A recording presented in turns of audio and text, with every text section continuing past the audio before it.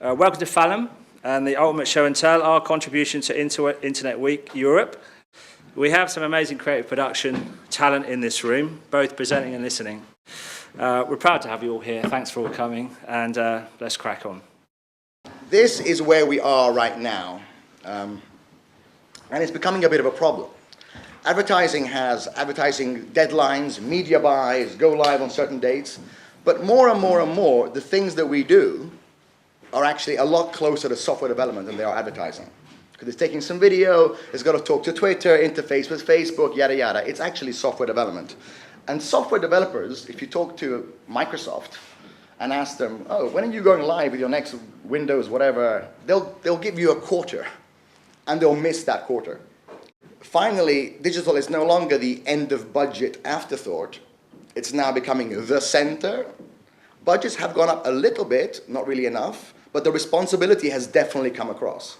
Anyone who's been doing projects for a while will remember this as a typical web project scenario. Only 2 days before launch does the project look half decent. At this point, you get a feedback loop, right? And it's usually pretty good feedback, and it's the only time these people have seen the project. So they have good feedback, which you then have to try and incorporate. And what happens is the project disappears over there, and it's not fun. Wouldn't it be cool if you had a feedback loop right at the beginning of the project? And to do this, what we do is once we get to final designs, we then don't code anything. We make a movie of the experience. In After Effects, we make the trailer of the experience. And you have something that's good enough to show everybody. You've probably seen this one, which is Arcade Fire, and it's a collaboration with Google. So as soon as you put your location, basically, it finds where you live on Google Maps and on Google Street View. So all the video is made up with images, which are basically images from where you live. I used to write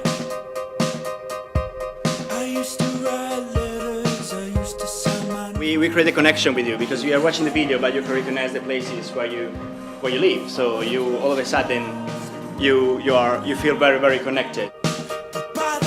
And at the end of the experience, you also get the chance to leave a message just by drawing in its HTML5 canvas. So again, we were trying to experiment something new that hasn't been done before.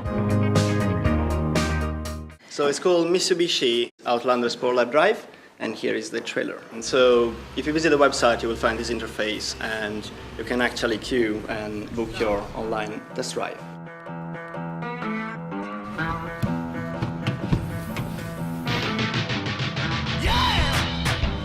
We wanted to basically create a way for the people to check online the car before buying it, essentially. And it feels like a real drive test because we have like 4 different cameras, and you can see the car from different perspectives, and you can drive it yourself.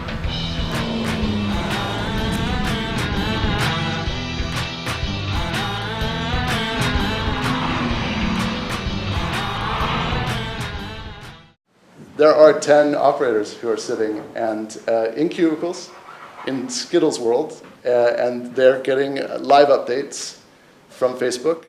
They then read them into camera, and it gets returned back, posted to YouTube, and then also posted to the user's wall. Ashley Taylor. Trololo, olo, lo, lo, lol, all, lo. Lolo, lolo, olo. Now make a Chewbacca noise, please.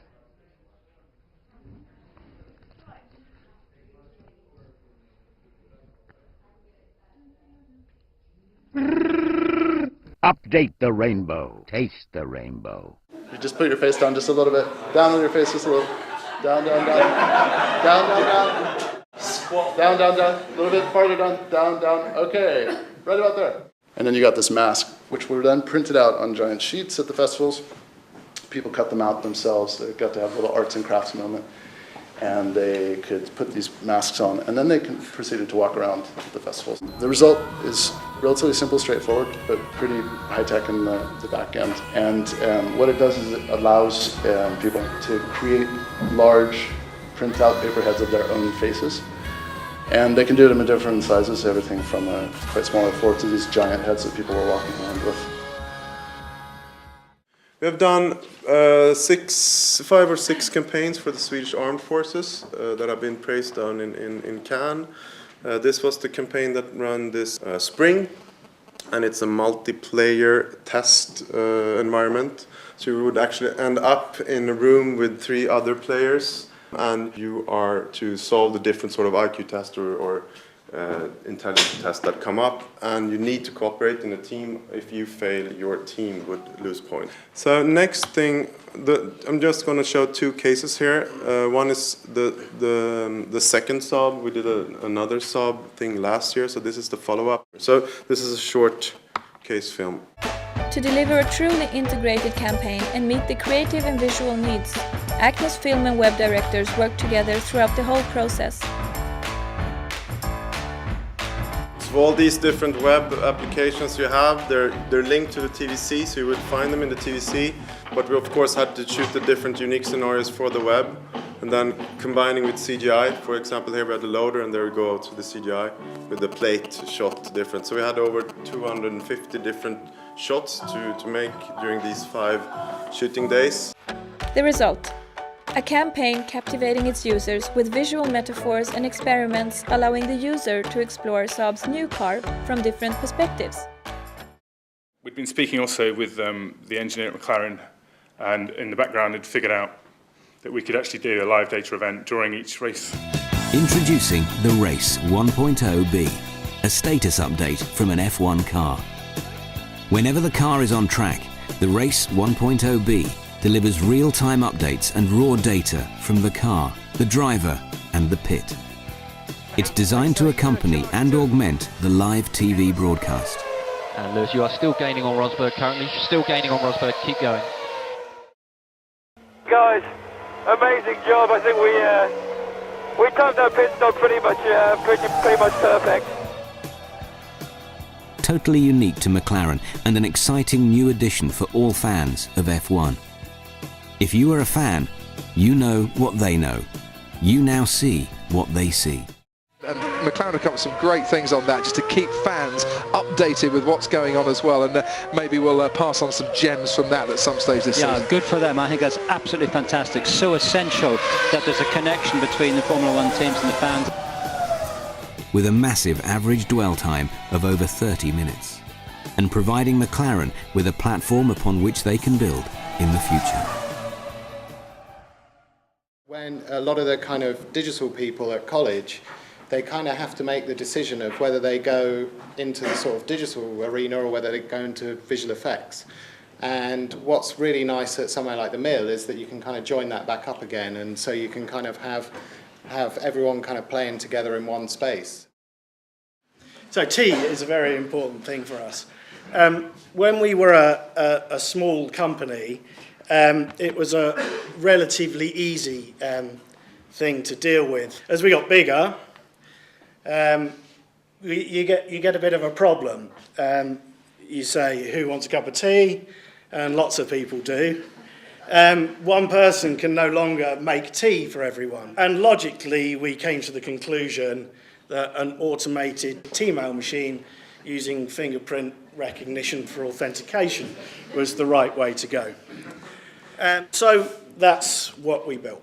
But basically, you press a button, put your thumb on the scanner, and it sends everyone in the studio a message that tea was made and a lovely picture of a cat teapot, which is usually the approach that people like to take. I've always loved music, and when something comes out like the iPad that has multi-touch support, that's like, wow, oh my god, I can use 10 fingers, 10 toes, all sorts of things. So, just like a regular piano, if you play on the left side, you get a low note.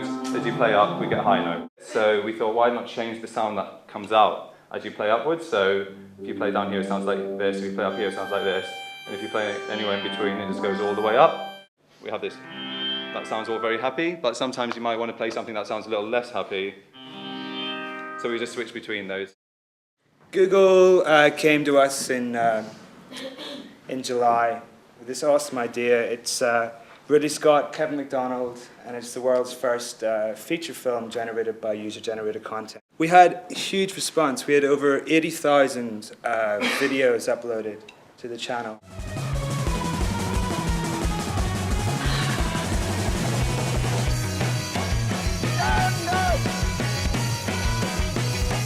This was a online choose-your-own-adventure advert game. We did it to promote the new ID3, which is a mystery flavor. So on the pack, you got a code which let you into the game.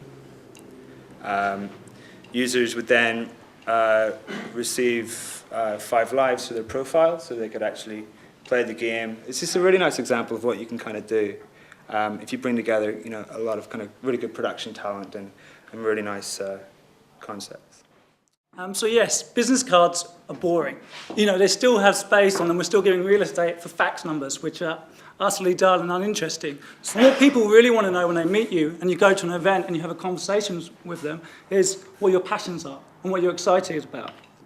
So today we're going to tell you about that, an app we've created that actually fulfilled that for Internet Week Europe. The idea of 3up is you go around, find people you're interested in, and then pick these guys up. It's like if you meet someone and say, hey, what's your name? I'd like to know more about you.